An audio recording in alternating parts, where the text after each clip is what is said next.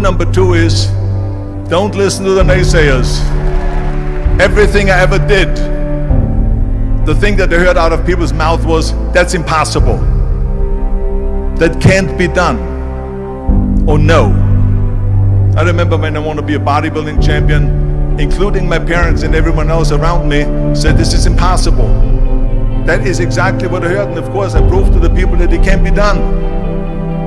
So whenever someone said to me, it can't be done, I heard it can be done. When they said no, I heard yes. And when they said it's impossible, I heard it is possible. Because I am a strong believer. I'm a strong believer what Nelson Mandela said, that everything is always impossible until someone does it. Well, I'm going to be the one, I said to myself, I'm going to do it and I'm going to show it to them. Maybe it has never been done before. That's perfectly fine with me. But I'm going to do it. And I did not listen to the naysayers. The same was also when I went into, not just in bodybuilding, they said no.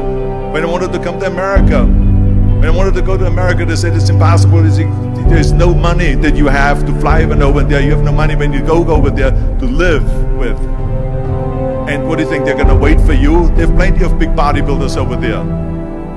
It was all no, and it can't be done, it's impossible. And I remember then that the same thing happened also when I went into the show business. I won 13 world bodybuilding championships altogether, and now I said to the agent, the Hollywood agent, I want to get into movies. He said, that's funny, Arnold.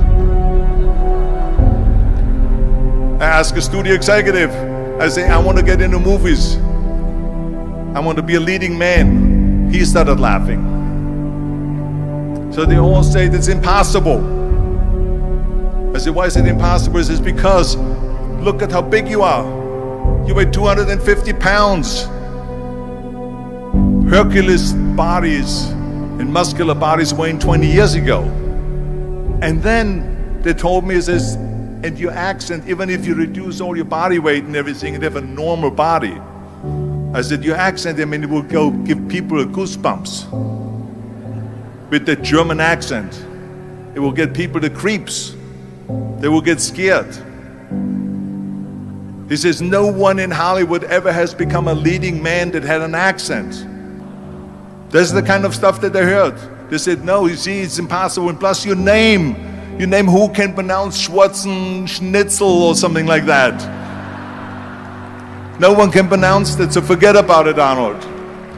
This is the kind of thing that I heard. Now that's very encouraging, isn't it? But you know something? I didn't give a shit. I said to myself, in bodybuilding I worked out 5-6 hours a day. I'm going to do the same thing now for acting.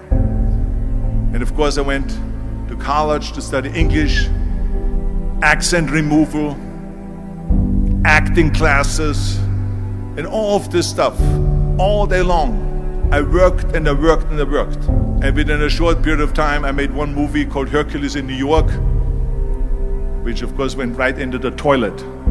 But it didn't discourage me. I still had the same vision.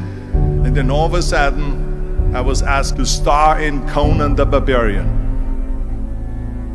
And after I did Conan the Barbarian, the director at the press conference said to the press, he said to the press, if we wouldn't have had Arnold, we would have had to build one. And the same thing was with Terminator. After we were finished filming Terminator, Jim Cameron said to the press, if Arnold wouldn't have had that accent and talked like a machine, I think the movie wouldn't have worked. So think about that. The body and the accent that they attacked was an asset.